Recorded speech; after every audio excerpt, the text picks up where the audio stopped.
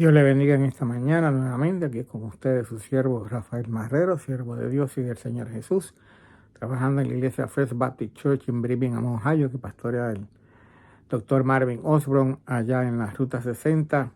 Estamos localizados entre el pueblo de Vermilion y Wayman. Es una iglesia de habla inglesa, pero si usted entiende el inglés, le invitamos a que nos visite. Si no tiene iglesia local a la que asiste, y también le invitamos para que oiga la palabra de Dios conforme a lo que es la palabra de Dios. Y también recibe el amor de Dios conforme a lo que la palabra de Dios nos enseña de amar al prójimo como si fuera uno mismo. Continuamos con los estudios o los devocionales que vamos a estar hablando acerca de Juan el Bautista, porque Juan el Bautista vino antes del Señor Jesús, a más o menos una diferencia de meses en edad de nacimiento, pero la palabra de Dios, y especialmente Juan el Bautista, nos habla del nacimiento de Juan el Bautista y de la importancia de Juan el Bautista. Ya habíamos dicho que es importante hablar de Juan el Bautista porque Juan el Bautista será uno de los hombres grandes delante de Dios. Veremos más adelante cómo Jesús habla acerca de Juan el Bautista. También nos dice que no beberá vino ni sidro. Eso es lo que se sidra, perdón. Eso es lo que se conoce como el voto de Nazareo, un hombre o una mujer que se apartan para servir a Jehová desde el vientre de su madre.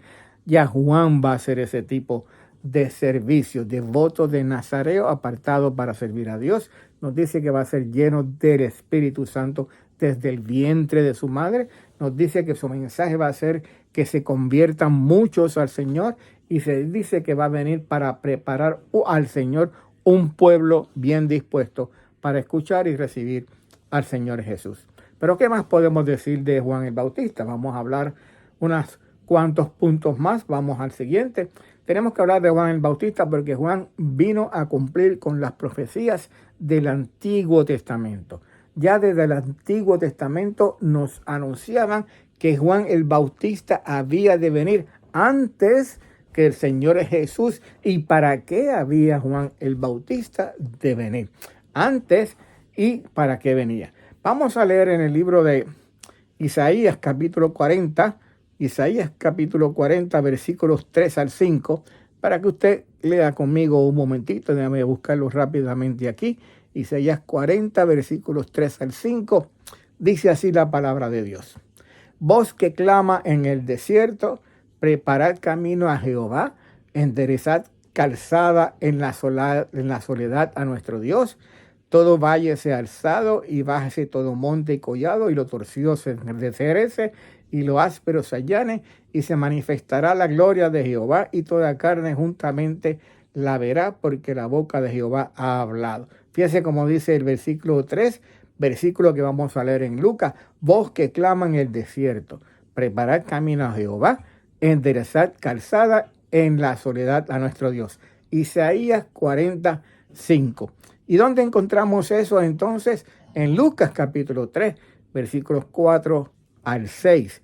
Dice el escritor en Lucas, dice, como está escrito en el libro de las palabras del profeta Isaías, que dice, voz del que clama en el desierto, preparad el camino del Señor, enderezad sus sendas. Todo valle se rellenará y se bajará todo monte y collado. Los caminos torcidos serán enderezados y sus caminos ásperos allanados, y verá toda carne la salvación de Dios.